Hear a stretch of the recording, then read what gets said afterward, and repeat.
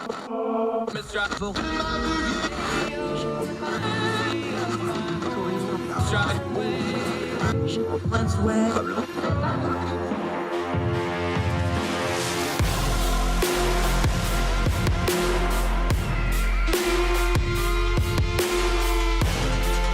your host, Andrew Donaldson. This is Heard Tell.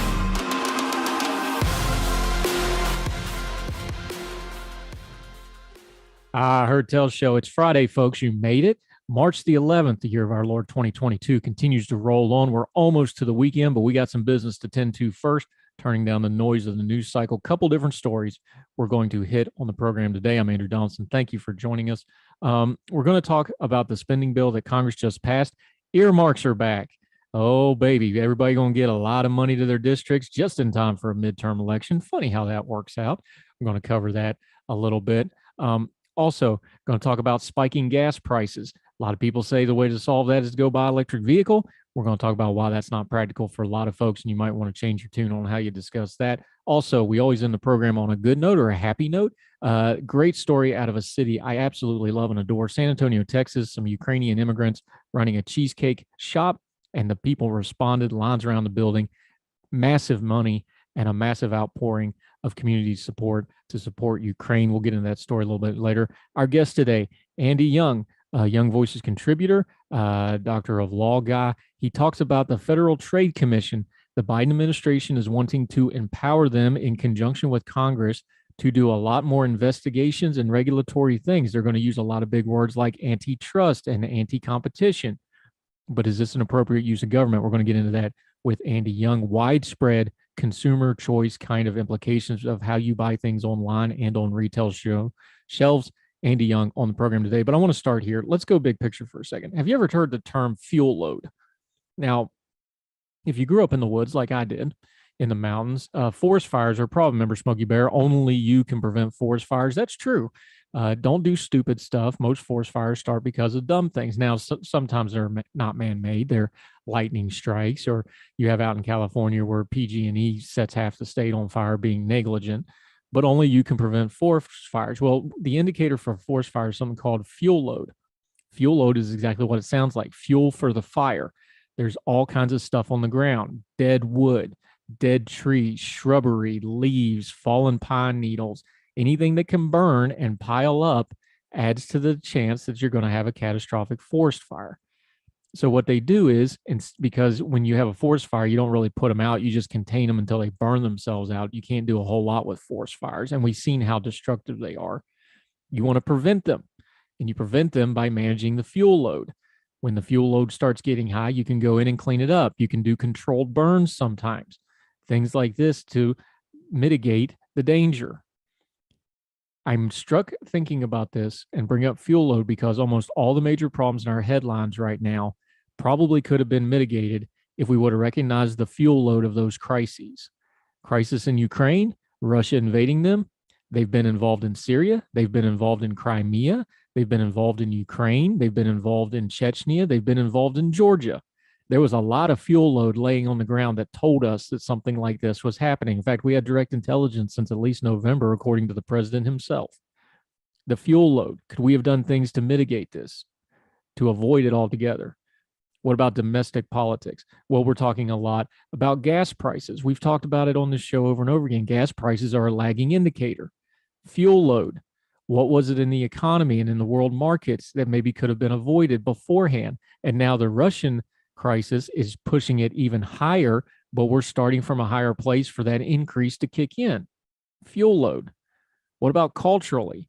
All the cultural problems we're having, race issues, issues with polarized politics, tribalism, things like this, a media environment where people only have to listen to what they want to hear. Fuel load. There was a lot of stuff laying on the ground that told us that these were going to be issues and they were going to come to a head. Things like January 6th and things like people thinking stolen elections happened when they didn't. Those don't happen in a vacuum. They happen in a sequence. There was a lot of fuel load laying on the ground of people getting bad information, of people being duped. One thing about the January 6th people that are up on trial now, almost to the person, when they go up, they say, we didn't realize the bigger picture. We were conned. Now, they may just be saying that to get out of the charges. But I think a lot of them are being honest. They got down in a tunnel where they were only getting one kind of information and not a broad perspective, and it suckered them in. But we could see people doing that. There was a lot of fuel load on the ground. And in this election year, with the midterms coming, with Congress on the line, there's a lot of fuel load on the ground that we're in for a lot of ugly. The way people are treating each other, the issues at hand, the crises involved. All these things in the media, we talk about being reactionary. We're reacting to the forest fire. We react in horror to the destruction. And we realize that all we can do is mitigate the damage because it's too late to stop it.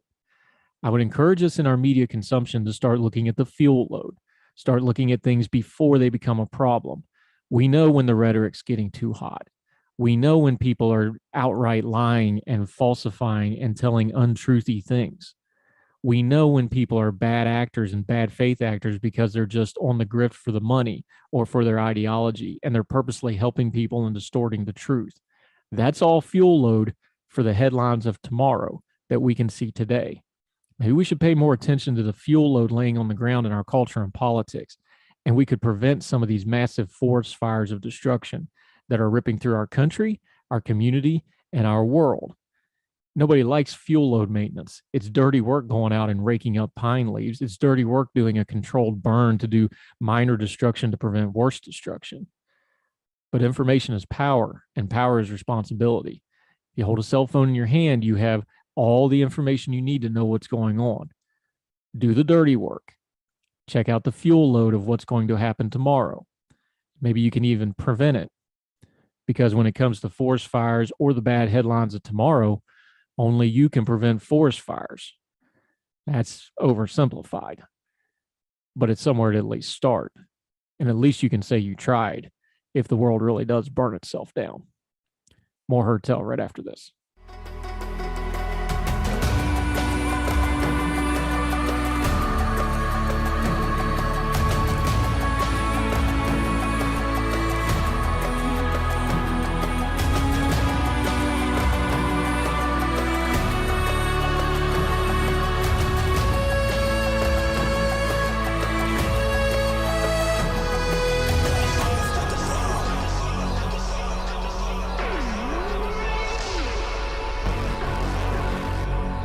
Welcome back to Heard Tell.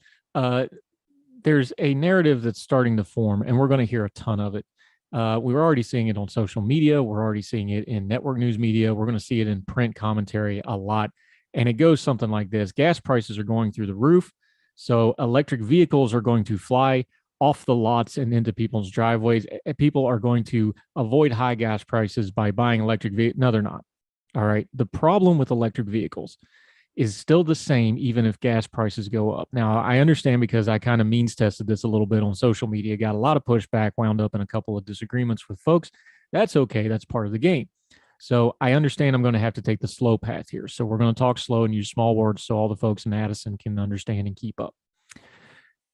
People who cannot afford $4 and $5 gas, or that $4 and $5 gas and that kind of a gas increase greatly stretches their family and household budgets to the fact that they have to start adjusting how they do things, are not going to solve their problem paying for $4 and $5 gallon of gas by going out and buying a $400 or $40 or $50,000 electric vehicle.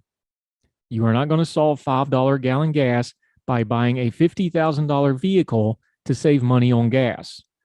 Is everybody on the same page here of how the latter is not a solution to the former? Yes, an electric vehicle, you save money on gas. But part of the reason electric vehicles aren't more popular is the price of admission are high. Now, I know all the Tesla fanboys are going to come rolling out of the woodwork and send me all these stats about listen, it's expensive. The used car market for the last 2 years has been a mess. You can't even get used cars at price now. They're all overpriced because there's scarcity to them. There's a automotive shortage because of microchips and supply chain issues and other things. Cars are already getting expensive. The way you want to try to convince people to switch to electric vehicles is not to beat them over the head and cajole them that they need to go buy what is for most of them a luxury price tag item vehicle. The cheapest Tesla is 40 some grand, and that's base model. That's before you put anything on it. $50,000 is an expensive car to most Americans, and it's out of reach for most Americans. And telling them to deal with high gas prices that are stretching their family budget by buying something that is out of their physical reach is very condescending, and it sounds condescending because it is condescending. Come up with a better argument. There's a way to discuss things like electric vehicles. I'm not against the technology, but we're jumping way ahead of ourselves thinking that we're going to replace all the electric vehicles. And by the way, those batteries come from somewhere. The raw materials that go into those batteries come from somewhere. You might want to do your research and make sure while you're railing against fossil fuels, which has plenty of downside, that you're not swapping one problem for another problem before you fully realized it. And by the way, all those dazzling mileage statistics, that doesn't count in battery degradation. There's technology on these batteries that are not fully known yet. They need to get better than what they are right now. Some people just cannot have the lifestyle that fits these electric vehicles, and they don't have the pocketbook for it. So quit browbeating them. Talk to them. You can fight your corner if you're a big fan of electric vehicles. That's fine. But don't be condescending about it and tell people that can't afford $5 gas that the way to solve all their problems is to buy a $50,000 vehicle that they also can't afford. Because now you're just being a jerk about it. More Herd Tell right after this.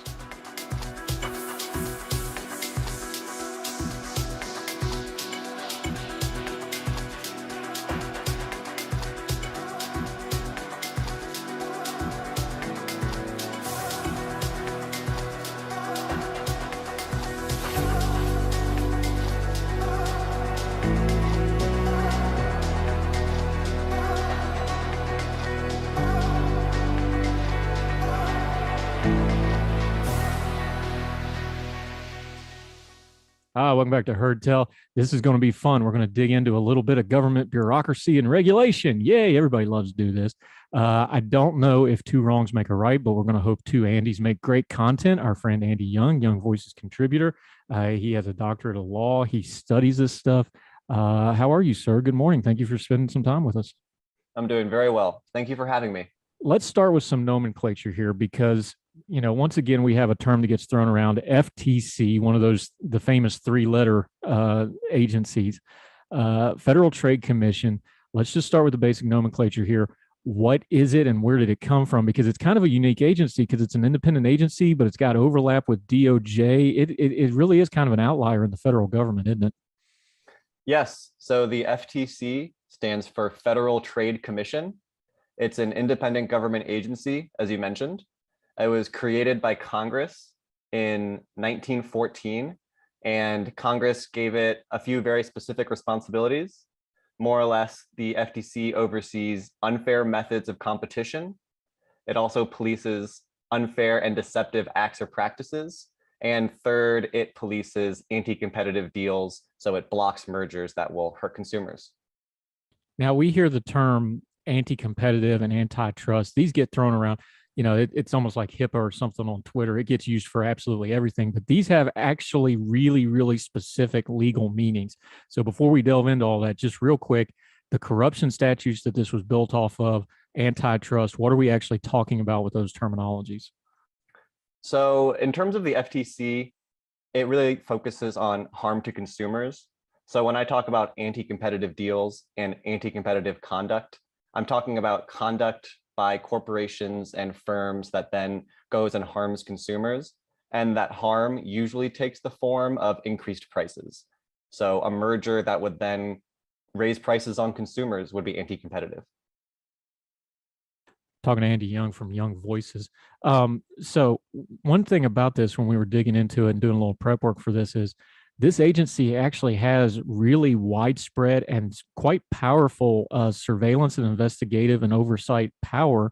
But a lot of that power it really hasn't historically used a lot of. And that kind of brings us up to the modern times of, you were writing a National Review about it, where some of our Congress folks and senators have noticed that they have all this kind of power and they kind of want to start focusing it in other areas than its traditional oversight, don't they? They do. And I think we're talking specifically about the new prohibition that Congress is trying to enact on self-preferencing. Is that correct? That is. Go ahead and explain that to explain it to me like I'm five. The audience already knows all this stuff, I'm sure, but just walk me through it real nice and slow to make sure I've got it right. Sure. So Congress has introduced a new bill. It's called the American Innovation and Choice Online Act. The main crux of that bill is to make it illegal for large technology companies to do what's called self-preferencing. Self-preferencing is when a large technology company favors its own product or services. So for example, if you do a Google search for a restaurant, Google places its Google Maps results at the very top of that search. That would be an example of self-preferencing. Another example is Amazon web searches. If you search for a product on Amazon, sometimes Amazon places its Amazon basic item that it manufactures there at the top of the search. That would also fall under the definition of self-preferencing. Right. And that's online, of course. That principle at, like, for example, a grocery store would be what gets put on the front of the shelf, what gets put on an end cap, that sort of thing. It's kind of the same concept, isn't it? It is. Yeah, we're all pretty familiar with this. I think we usually refer to it as generic products. Walmart has generic products, CVS has generic products. But once you put it onto the internet, Congress calls it self-preferencing. And of course, the road that leads down to, and the word trade commission's in the title of this organization. So let's just back up and cover that real quick. If you're going to get into almost a price control situation really, really quickly, because the whole idea of the generics is it's supposed to be a little bit cheaper. If you start picking and choosing things like that, now you're messing around with the market level pricing of it. Correct. If you make it harder for these firms to make generic products, which that they can then offer at lower prices, or you make it harder for them to promote these cheap products, they'll stop building them and consumers will lose access to these cheaper options. Now, this is where your piece in National Review, when you went to write about this, the history of this organization, the Federal Trade Commission, how do we get to where they want to start picking and choosing what's on a shelf or what Amazon or Facebook or whoever puts on the front of their web pages? How does that tie into antitrust, which was kind of the core principle, and anti-competition, that was the core principle of this agency? That seems like a big gap that got filled. I'm assuming that didn't happen overnight. There was some mission creep in there somewhere. Yeah, there has arguably been some mission creep in one specific regard that's caught my attention. And that's that the traditional unfair methods of competition and anti-competitive conduct, in those cases, the FTC was focused on protecting consumers, like I mentioned, making sure that prices don't go up. But in this case, in the case of self-preferencing, as we mentioned, self-preferencing conduct actually often creates lower prices for consumers. So in this case, with this bill, Congress is asking the FTC to shift its attention away from protecting consumers and keeping prices low to instead protect other competitors that are trying to compete on these platforms like Amazon and Google. And the Congress is now asking the FTC to protect those smaller competitors from this self-preferencing conduct, which is taking the FTC's eye off of the ball in terms of using its resources to protect consumers. Yeah, talking to Andy Jung from Young Voices, it's important to note why you say taking their eye off the ball, because there's been some questionable stuff with this organization as far as their resources, as far as what they're able to do and not do. You detailed pretty extensively over recent history here, because you have congressional oversight, so these people have to testify publicly. By their own admission, they're having trouble just maintaining their core mission right now, aren't they? They certainly are. And again, like you said, these are all quotes coming from the agency itself. So on August 3rd last summer, the agency cited a tidal wave of merger filings that is straining the agency's capacity. The agency has also gone through some losses of staff, including its chief economist recently, and some members of the agency that are involved with some of the litigation that the agency is doing. The agency also has several rulemakings open to pass regulations in different parts of the economy. So the FTC certainly has its hands full without even having to deal with self-preferencing on the internet. Why is it the overturn? Is it just the drain in federal employees we've been seeing everywhere? Is it a labor shortage? What's the problem with the FTC specifically? We understand we all knock the bureaucracy of government, and we rightly so, but there's got to be some specific thing about this particular agency. Why are they having trouble with this? Why are they short staffed? one or two things that's actually causing this beyond just normal machinations of bureaucracy? Yeah, it's common enough to see staff turnover when there's a change in administration, like there was from the Trump administration to the Biden administration. But in this case, we're seeing much higher turnover than you would usually see in that case. And that probably has to do with the new, fairly extreme direction that the FTC has gone in the last 8 months. The FTC has said that it wants to set out to change the way that it regulates mergers and oversees the US economy, and has indirectly criticized senior staff on the FTC for being passive in the past, where now the agency wants to be active. So I think there is some discontentment among the staff, and some senior staff feel they've been criticized, and that's leading to turnover. Now, to my unlearned ear, when I start hearing about a government agency that we've already established has pretty extraordinary investigatory and regulatory powers, they even have surveillance powers over a lot of company. They have overlap with the DOJ on a lot of things. When I start hearing terms like aggressive, this doesn't sound like a regulatory agency that's looking to call balls and strikes and referee the economy as kind of a neutral party. This seems like they're looking to be the protagonist and to drive things the way they see that they want to go, or more specifically, the administration that they answer to. Yes, from both the leadership in the FTC and from the Biden administration, both have signaled that they want to go after large technology companies.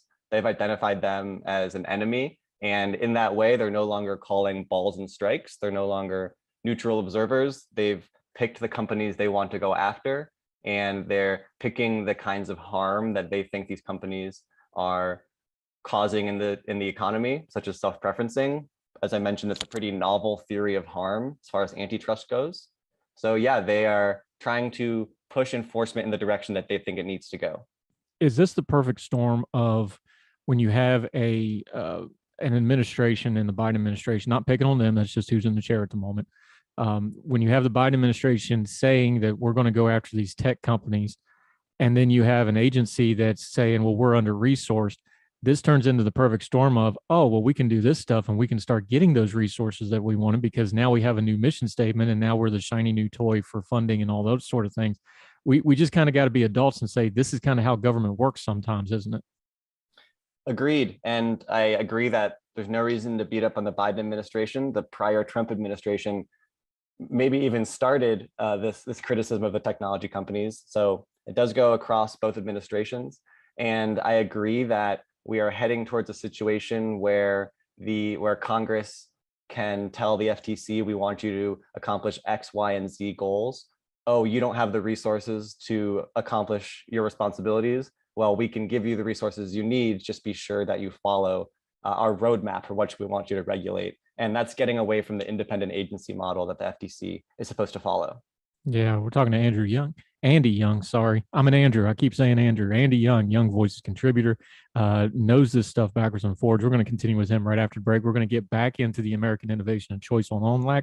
We're also going to talk about how these agencies actually work a little bit, from the hearings to the regulatory practices. More with Andy Jung right after this on Heard Tell.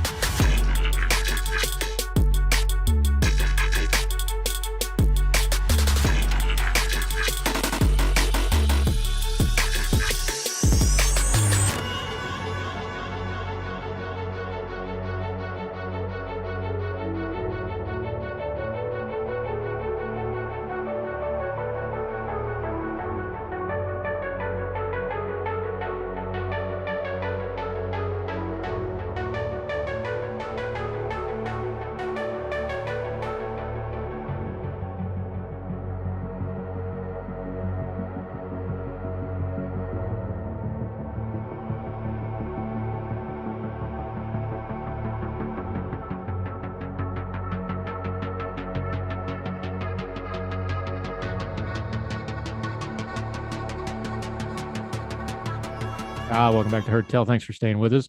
We got Andy Jung, Young Voices contributor, talking a little bit about tech regulation and the FTC. That's the Federal Trade Commission, for those of you playing along at home. Let's talk some bare bones here real quick. The only time folks really see the workings of these agencies are congressional hearings. This is something you cover a lot. You live tweet them, which is fun sometimes. Normally we see the hearings that turn into clown shows because those are the one, nomination hearings, hot button issues. But you cover these hearings that are a little bit more mundane, but that's really the only time the public gets to see kind of the inner workings of these organizations like the FTC, isn't it?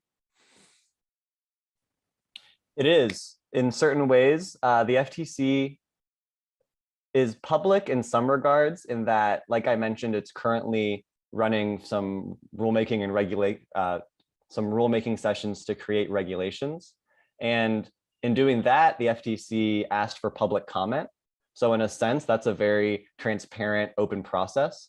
But on the other end, we don't necessarily get to see which comments the FTC responds to and takes seriously and what actually goes into the final regulations that come out. So you're correct that these hearings where the FTC testifies in front of Congress or where the agency ask the technology companies to submit information to them are the only real indications we have of their agenda and what their attitudes are towards these companies. Yeah, talking to Andy Jung, he's the legal fellow at Tech Freedom. Another along those lines, we talk about Congress and oversight, and we already talked about it a little bit with the FTC, but I think it bears mentioning that they have overlap with DOJ. They're semi-independent, but they're not under like the Department of the Treasury or DOJ specifically. So when they come up to Congress, it's really them and then the administration. There's not the layers that some of these other organizations have when they come up to Congress to testify. And that changes how they get oversight, doesn't it? It does. The FTC has a certain amount of coordination that I can do with the administration. We've already seen it with Biden's executive order directing the FTC to focus on certain matters. And in that sense, the agency is getting directions directly from the executive branch, and Congress has a little bit less control and oversight. Now, you are a legal fellow, so put your legal hat on for a second. Anytime we have a government agency, I don't know if expanding is the right word, but for lack of a better word, expanding their reach and their focus and looking to kind of do a new thing.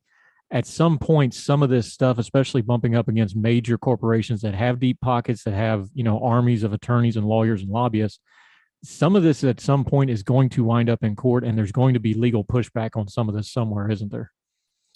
Yeah, it's interesting you mentioned that. If there's not much oversight currently of the FTC from Congress, we might expect to see some pushback down the line from the courts and from the judicial branch. And the American Innovation and Choice Online Act empowers the FTC to bring these self-preferencing cases to federal court. That's where they will end up eventually. And it's definitely possible that in these federal courts, the judicial branch could turn around and look at what the FTC is currently trying to accomplish and compare that to the FTC's intended mission and say, there's been some mission creep here and it'll cut the agency back to size. That's a possibility. See, we talk about, those of us like me that just sit and commentate and observe on stuff and throw gas on the internet all day long. We talk about, legislating from the bench and judicial activism and those things, and those can be bad in most cases. But in a case like this, it's almost become by design because there's a gap there.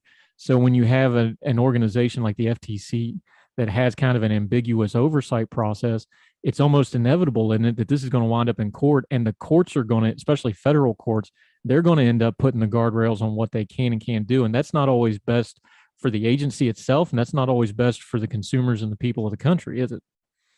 No, it's interesting the way it might play out, and it depends how you look at it.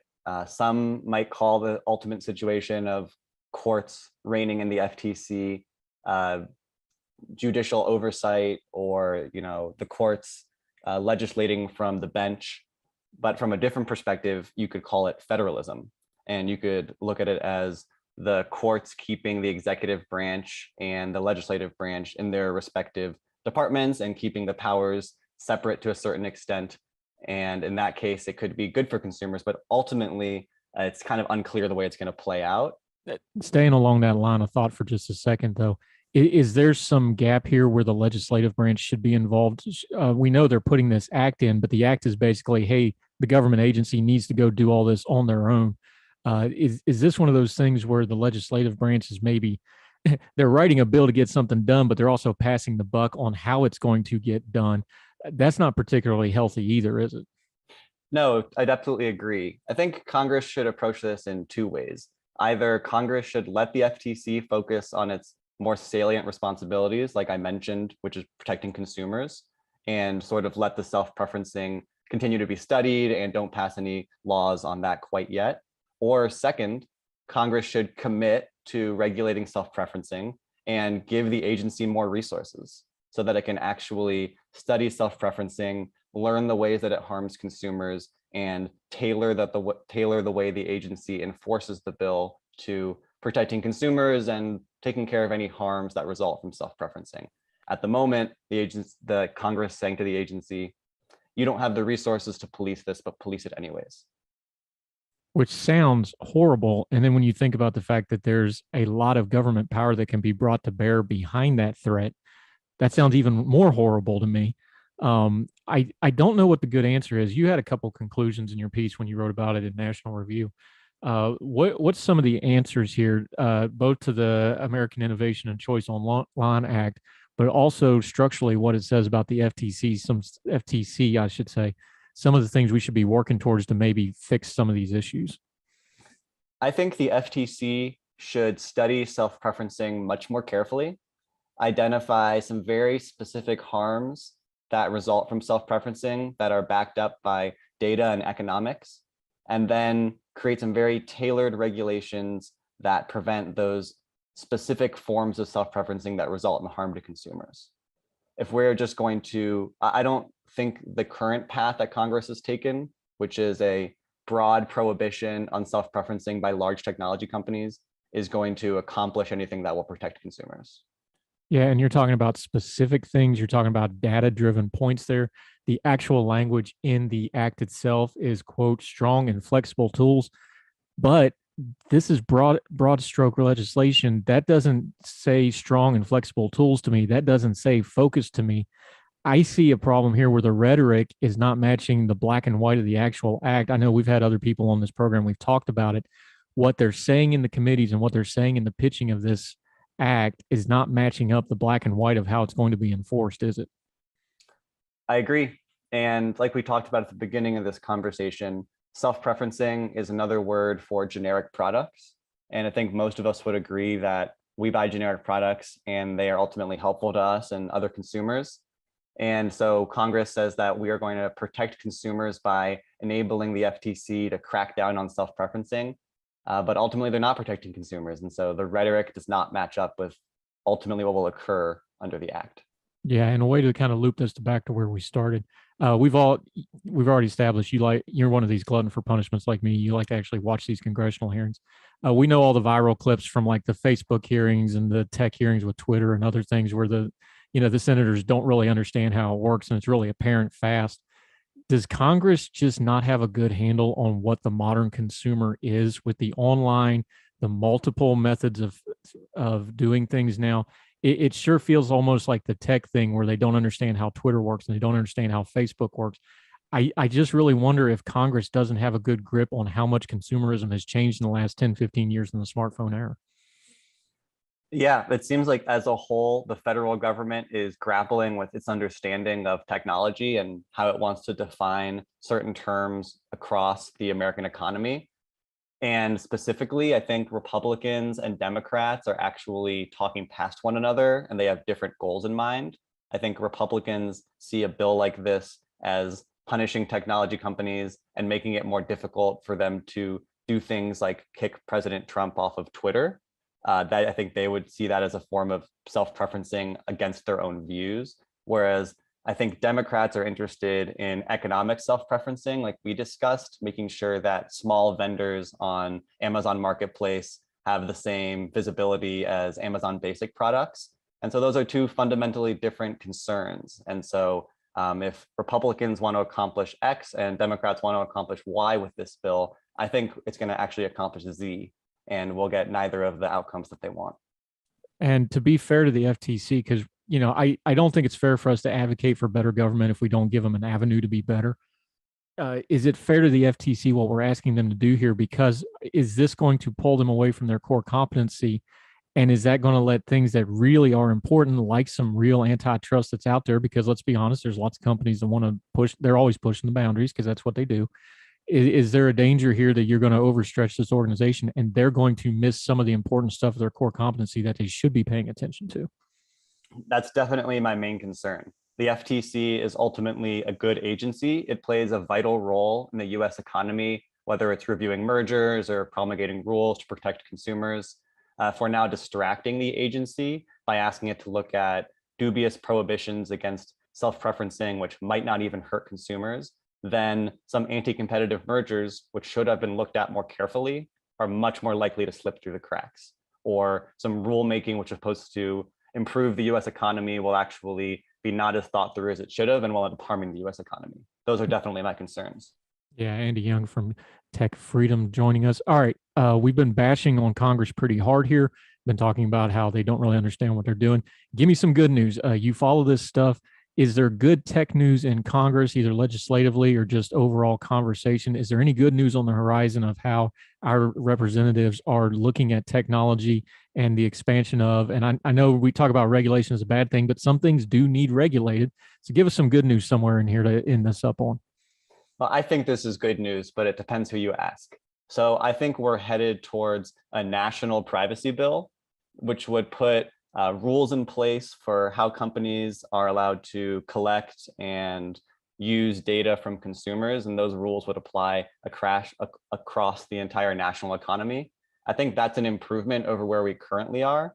Currently, Congress is trying to use antitrust law to fix things such as consumer privacy, and I don't think it's going to work out. I think there's going to be unintended consequences like we've discussed. But the good news is that certain parts of Congress and the federal government are getting more focused on those specific harms. One of those specific harms, I would argue, are harms to consumer privacy and data security. And it sounds like we're starting to address those with a much more clear vision these days. So I'm happy about that. Yeah, things like tech literacy in the Congress and the Senate, one of those things that's going to happen gradually, then suddenly, I believe. So we'll keep on top of it. Andy Jung, great information today, sir. Let folks know about your social media, your writing, what you're doing at Tech Freedom so they can continue to follow you. I am on Twitter. Follow me at Andy Jung Tech. I'm a legal fellow at Tech Freedom. Follow our work at techfreedom.org. I have a piece on National Review called Overextending the FTC. That's what we discussed today. I also have a new piece on Real Clear Markets, also talking about the FTC, that came out this morning. So go check that out as well. Fantastic. We will link all that stuff in the show notes so folks can find it. Andy Jung, I'm sure we're going to be talking about tech for the rest of our lifetimes. So hopefully sooner than that, we'll have you back on and we'll hash this out again, my friend. Thank you for your time today. This was great fun. Thanks so much. Yes, sir. Thank you.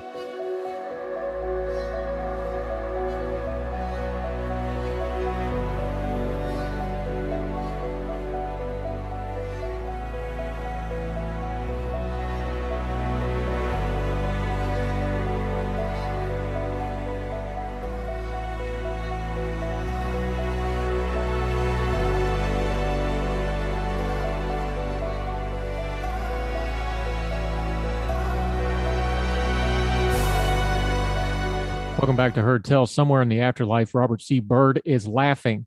Earmarks are back, ladies and gentlemen. We covered on the program yesterday that they were going to jam through, I'm talking about Congress here, a $1.5 trillion, 2,700-page omnibus bill.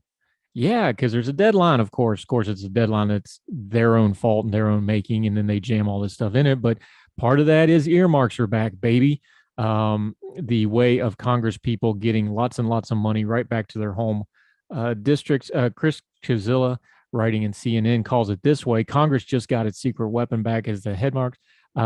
Need an example? He goes to my wheelhouse, West Virginia.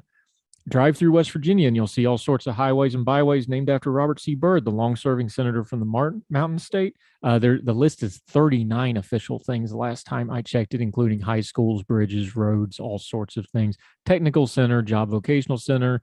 That's not counting his wife, who has the cancer center at Marshall University, Huntington Hospital named after her. The list goes on and on. Earmarks have long, this is Chris Kazil and CNN, have long been part of the legislation process as a ways to grease the wheel of bill passing, but beginning in earnest with Arizona Senator John McCain's 2008 campaign for president, earmarks began being regarded as a bad thing. McCain was a longtime opponent of earmarks, known derisively as pork, and would regularly call out what he believed to be over-the-top pet projects inserted into bills by lawmakers. $233 million for a bridge to nowhere, intoned a narrator in a campaign ad by McCain. Outrageous. $3 million. There's a long list of these. Everybody does it. You're just changing terminology. You're not really fooling anywhere. And I'm sure Senator McCain, God rest his soul, was well-meaning, but his campaign financing reform and his end of earmarks, I would argue, actually made more trouble than problems they solved, but that's for another day. When Republicans retook the House majority in that election, talking about the Boehner Congress, himself a longtime opponent of pork barrel spending, saw his chance. Part of the Republicans' 2010 campaign for Congress, they targeted the elimination of earmarks and got it out, and they got rid of earmarks entirely while Bonner was Speaker of the House. Crash on down. There was also a big scandal with Duke Cunningham, was why they were trying to distance themselves, so it gave them a little bit of political cover. However, now earmarks are back. Closing the piece, the simple fact is that without earmarks in the modern political climate, congressional leadership has no tools to cajole and convince lawmakers to be for anything. The default position for everything has been no. Obstruction on everything has been the order of the day. Now, just because earmarks are back doesn't mean legislation will be rolling through the Congress, but it does mean that party leaders now have at least some real ability to persuade their members on key bills, which makes a world of difference. Long story short, everybody hates the smoke-filled backroom dealings till you need something done. And then when nothing's getting done, all of a sudden you realize you might need some backroom dealings. Well, earmarks is back. Now we're going to have to hold people accountable to it. There'll be lots of abuse because they're Congress critters. That's what they do. They abuse us for their own means, but maybe something will get done, something to keep an eye on now that we jam through yet another $1.5 trillion stimulus, omnibus, legislative, fund the government. The nomenclature changed. It's the same old, same old. They stuck a lot of stuff in here just to get it done, and one of them was earmarks. It will change how Congress goes forward. Keep an eye on it, folks. More Heard Tell right after this.